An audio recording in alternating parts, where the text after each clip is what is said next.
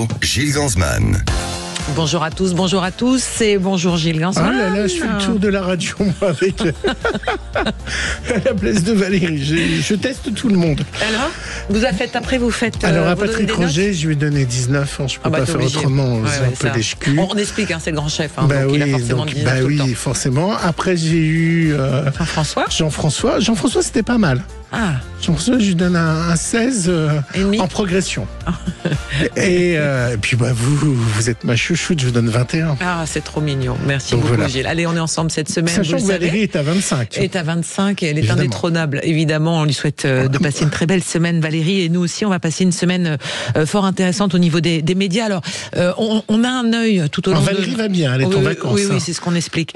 Rassurons nos éditeurs. Simplement, on va avoir un œil tout au long de cette émission sur ce qui se passe du côté du tribunal de Paris, évidemment, avec les informations concernant la décision autour du Rassemblement national, dont on parlera beaucoup tout à l'heure avec nos 4 débatteurs. On va tenter de se mettre d'accord, on verra ça avec eux. Dans un instant également, on va parler d'un monsieur qui avait été un des chouchous des Français à la télévision, et pourtant il méritait de le connaître un tout petit peu différemment. C'est Pierre Bénichou, puisqu'un livre lui est consacré par le journaliste et notre confrère au Figaro, Benjamin Puech, qui sera notre invité tout à l'heure dans le supplément média à partir de 10h30. Et oui, il faut dire que il a connu un peu tout le monde et le Gotha, comme on dit. Et puis on devrait avoir une journaliste pour nous parler d'un documentaire sur Mazan, avec une démarche assez intéressante, puisqu'elle a été rencontrer ceux qui ont violé Madame Pellicot et la déflagration qu'il y a eu dans les familles. Et c'est le témoignage des proches, les maris, les femmes, les enfants de ces hommes ordinaires. Peut-on se reconstruire quand on connaît la face sombre de quelqu'un qui vit avec vous et à vos côtés pendant des années? C'est effectivement, c'est sur Téva. Ce sera jeudi soir. On y reviendra dans un instant avec Alissa Macni, la réalisatrice, l'une des 2 réalisatrices de ce documentaire consacré à l'affaire Pellicot, les femmes de Mazan. Parce qu'on a parlé des hommes de Mazan, mais aussi les femmes de Mazan, ces compagnes de ceux qui ont comparu, qui ont été au procès, ces 51 hommes qui ont comparu pour avoir abusé, violé à plusieurs reprises Gisèle Pellicot. Allez, tout de suite, c'est l'heure du zapping, Gilles. Sud Radio Média, l'instant zapping. Christina. Oui. 30 petites secondes, seulement 30 secondes pour détruire. 30 secondes durant lesquelles la Terre a tremblé en Asie. Alors pour se rendre compte, 30 secondes, c'est le temps d'une publicité en radio. Il y a une publicité de 30 secondes, et en Birmanie, ces 30 secondes, eh bien, tout s'est effondré. La terre a tremblé pendant une interminable minute. Ici à Bangkok, vous voyez, les piscines sur les terrasses au sommet des gratte-ciel sont transformées en immenses cascades. La puissance du séisme est telle que cet immeuble en construction d'une 30aine d'étages s'effondre sur lui-même au sol. Les ouvriers filment avant de s'enfuir.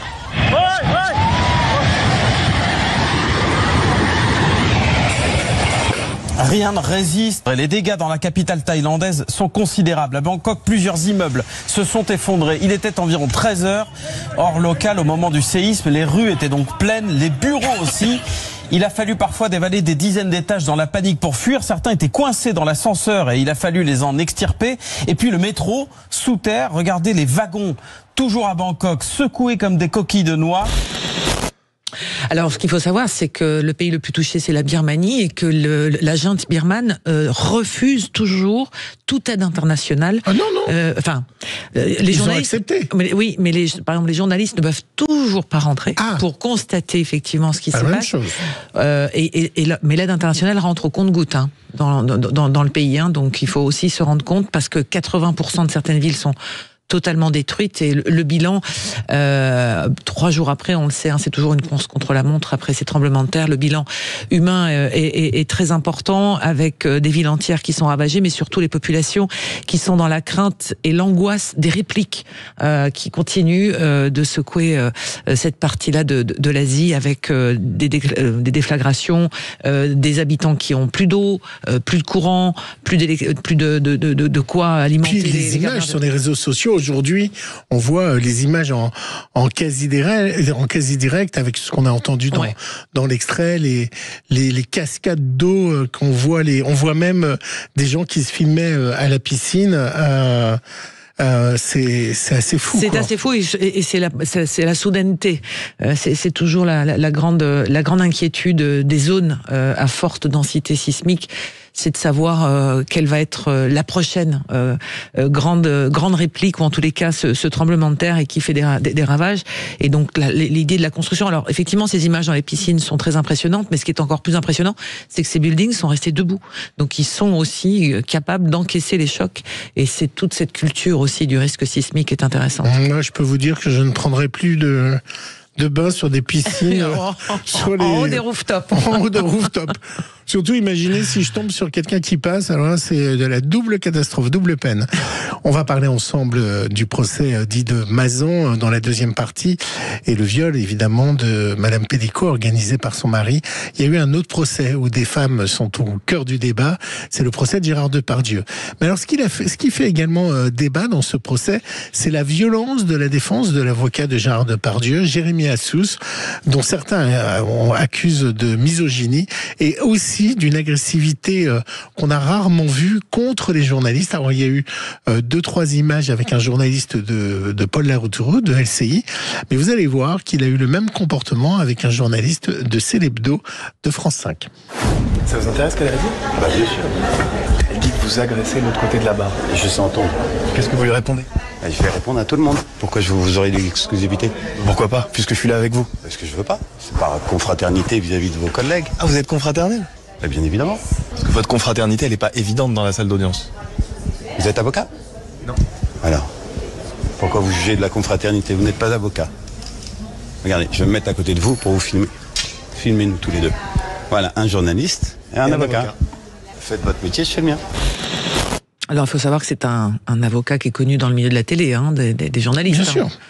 Jérémy Assous est un avocat très spécialisé dans la télé-réalité. Et puis, il a eu pour faire un fait d'armes, d'avoir, au moment de Koh-Lanta, d'avoir fait en sorte qu'ils soient payés et qu'ils aient des contrats parce qu'il a considéré, je crois que c'était peut-être au moment du Loft aussi. C'était des contrats de travail. C'était des contrats de travail, et que de faire une télé-réalité était un travail. Et il avait attaqué la société à l'époque Adventure Line, qui produisait ces émissions, et il avait gagné.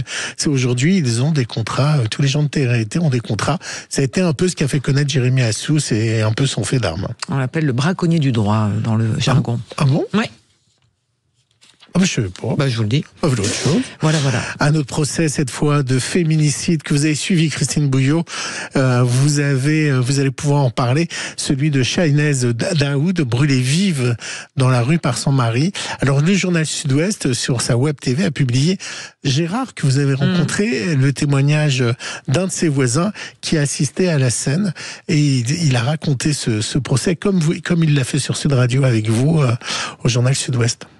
Il y avait une femme qui était couchée sur le trottoir, la tête dans le caniveau.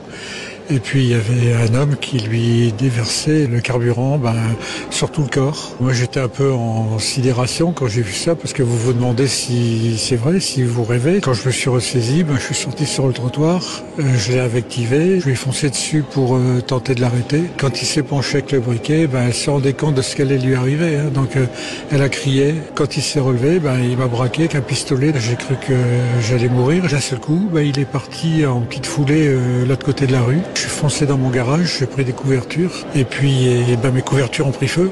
Puis là, il y a une dame qui est arrivée avec un extincteur, et puis après, vous vous retrouvez que tout ça dans la tête.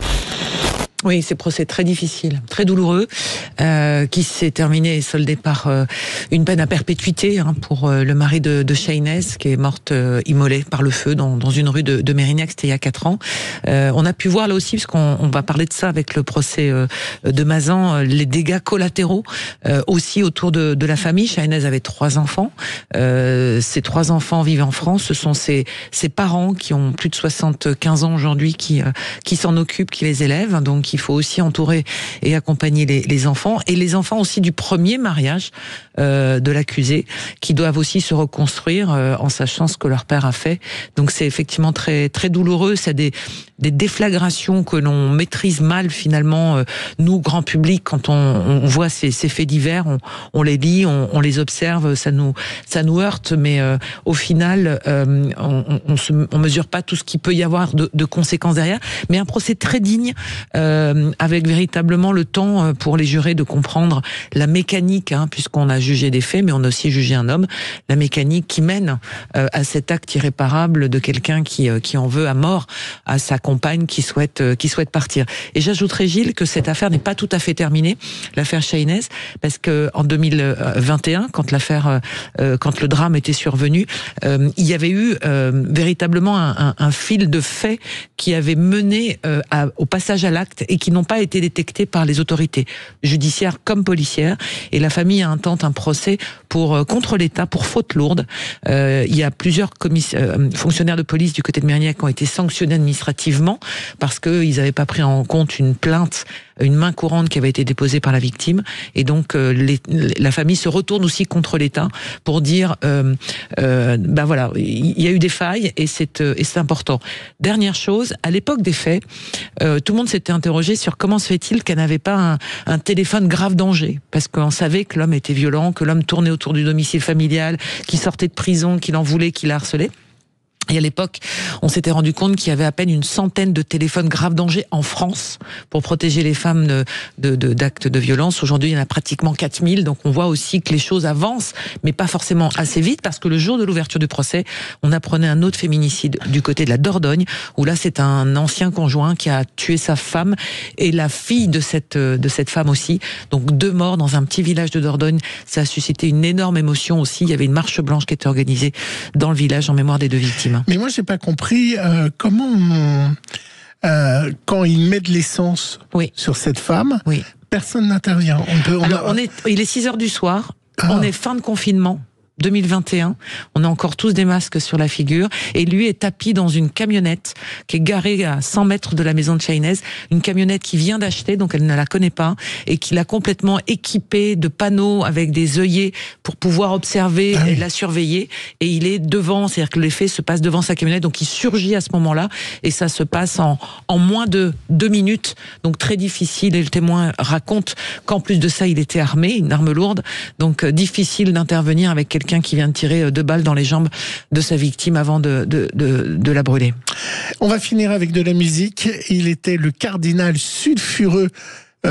Sulfureux parce qu'il a failli aller dans la tentation. Avec le recul, vous savez de quoi je parle, des oiseaux se cachent pour mourir.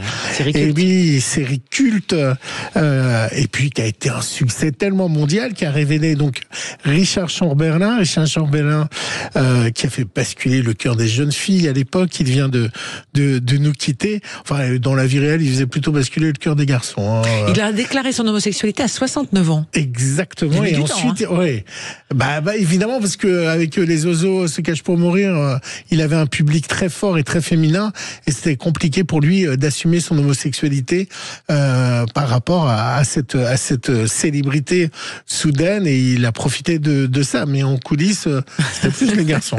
Après, il a été un militant très LGBT. Il a vraiment soutenu la cause et fait un tas de choses. Mais en effet, ça a été sur le tard. On écoute le générique des oiseaux se cachent pour mourir. Ça va rappeler des souvenirs à nos auditeurs, mais surtout à nos auditrices.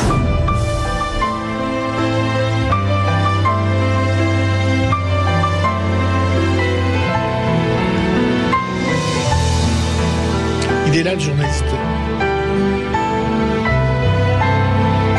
J'ai le rouge antenne. Oui, je disais, il est là, le journaliste du Figaro. Mais ça sera après. C'est marrant, je me souvenais pas de la musique du générique. C'est drôle, avec les violons, etc. C'est pas le générique qui m'avait le plus marqué.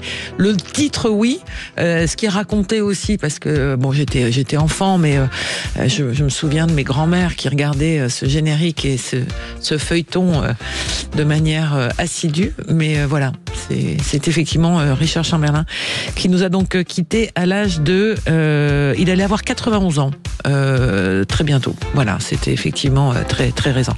Allez, on s'arrête un court instant sur Sud Radio. On fait une marque, on fait une pause, et dans un instant, on va parler, puisque notre collègue Alissa Macni n'est pas arrivée pour parler de l'affaire Pellico, les femmes de Mazan. On va l'avoir par téléphone.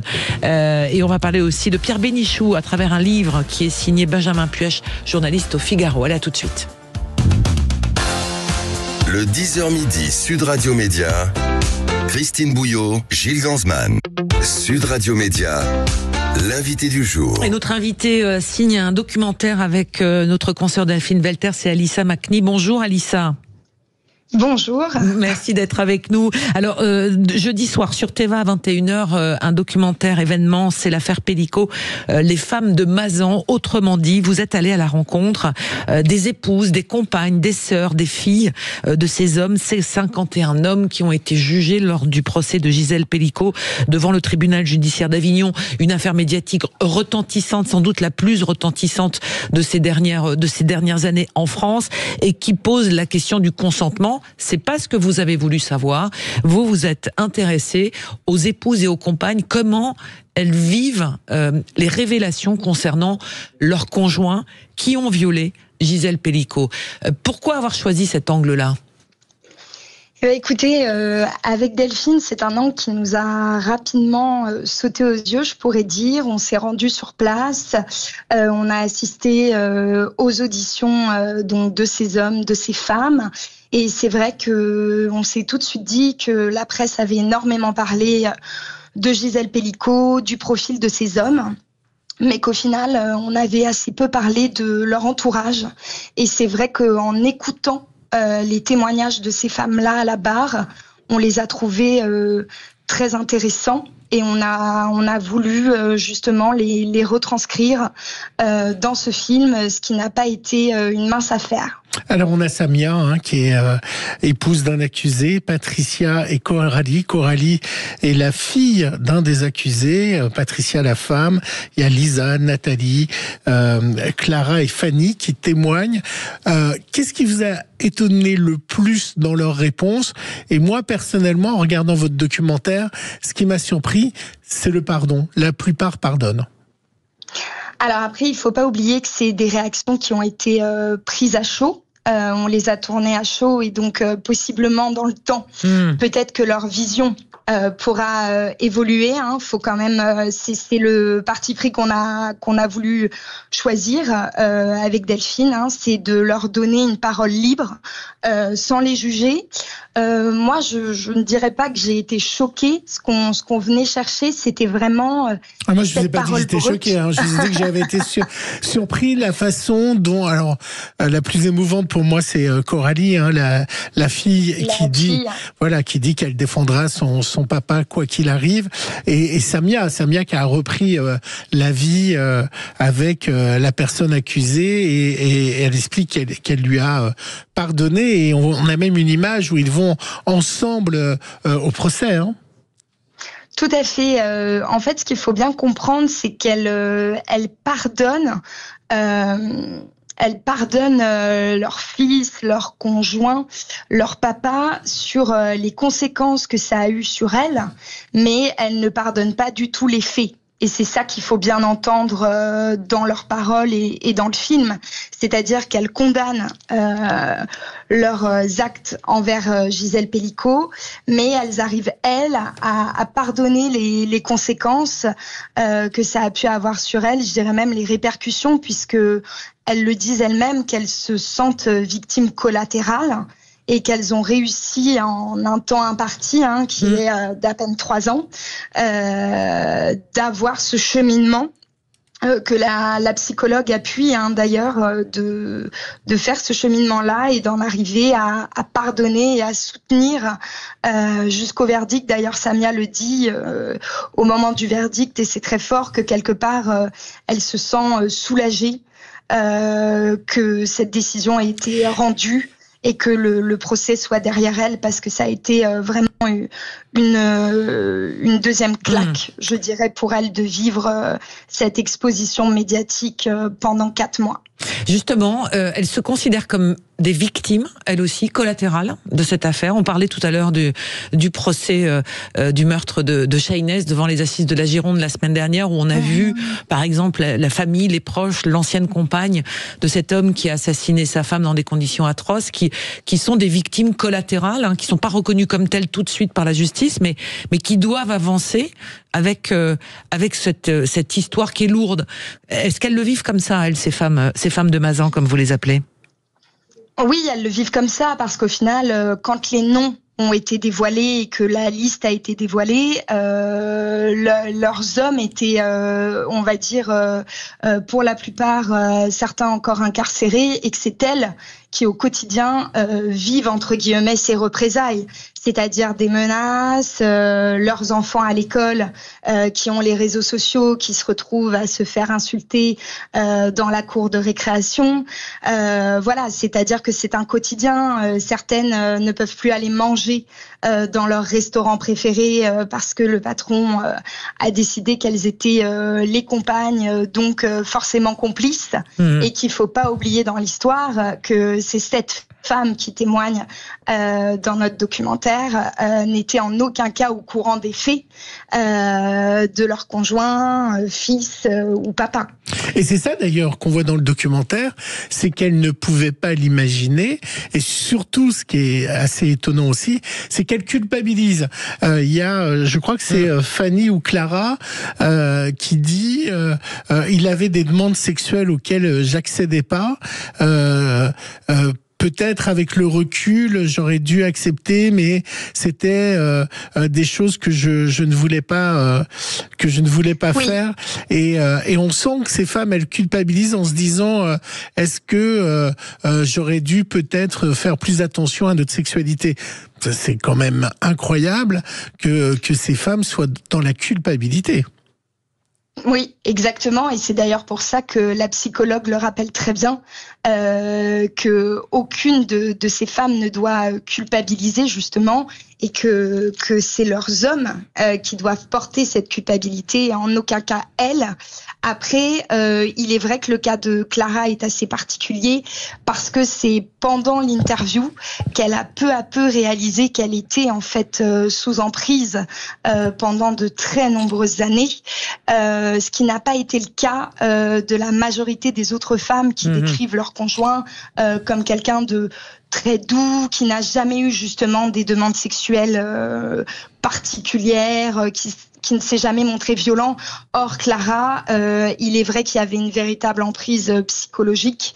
Et justement, elle dit aussi quelque chose de très fort dans cette interview, qu'il n'était jamais assez satisfait en fait de leur relation sexuelle, et qu'elle était en fait quotidiennement rabaissée. Elle dit d'ailleurs qu'elle aurait préféré mourir que de se retrouver dans le lit de son mari à l'époque. Donc il est vrai que pour elle il y avait déjà un terrain très très compliqué. Pour vous, beaucoup disent il va y avoir un avant, un après le procès de Gisèle Pelicot dans le rapport homme-femme, et c'est ce que vous essayez de décrire aussi, hein. C'est-à-dire que cette relation du couple où l'on vit avec une personne finalement pendant des années sans forcément la connaître intégralement, avec cette part de mystère, comme peut y en avoir dans toutes les histoires judiciaires finalement. Qu'est-ce que vous en retirez, vous, Alissa, par rapport à ça?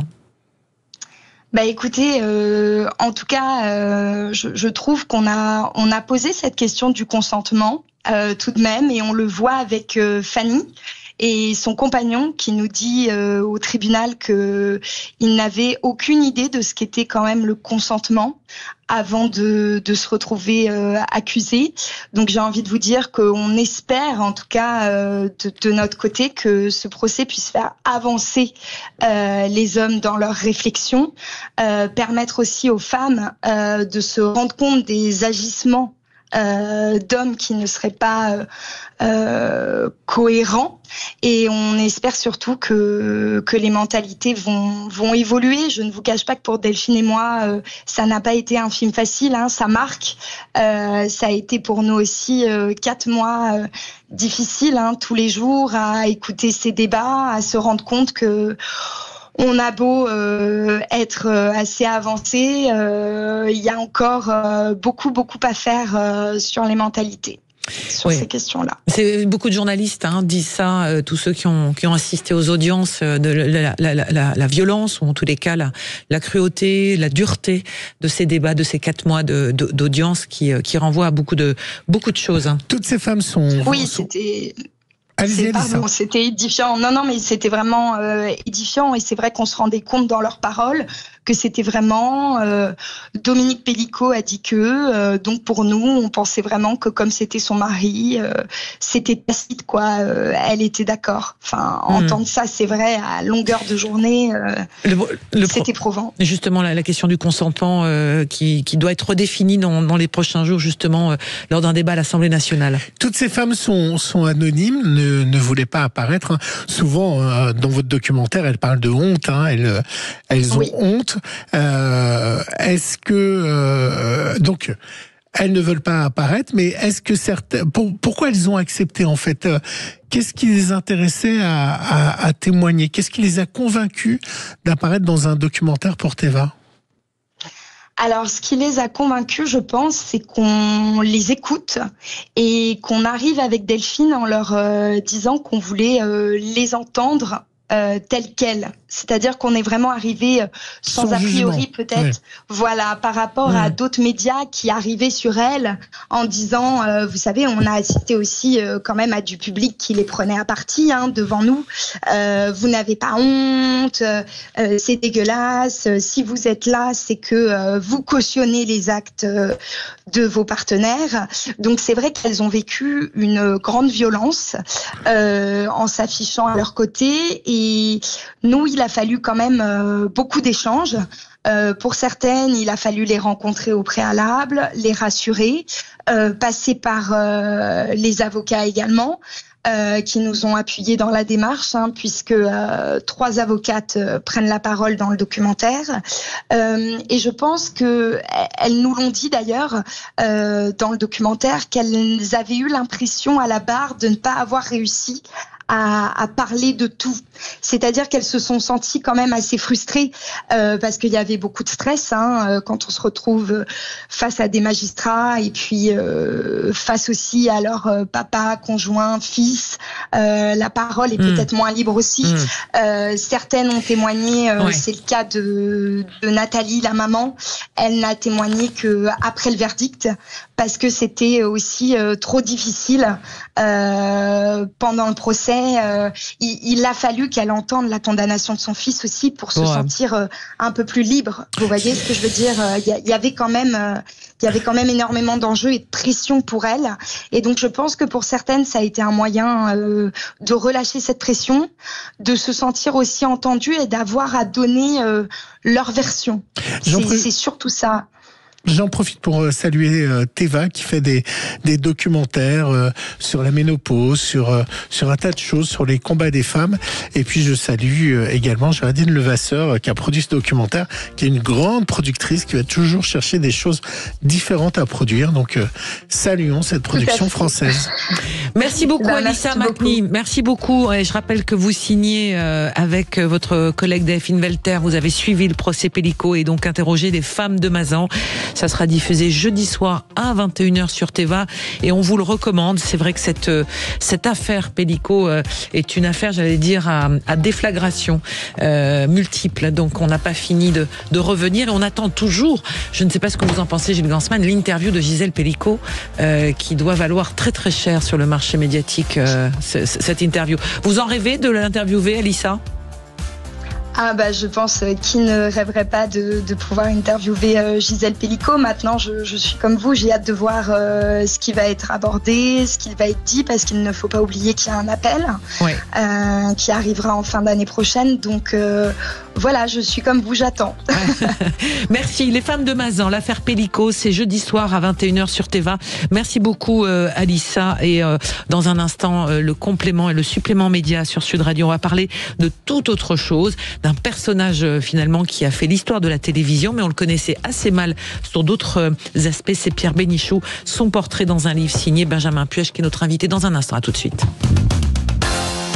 Le 10h midi Sud Radio Média, Christine Bouillot, Gilles Gansman.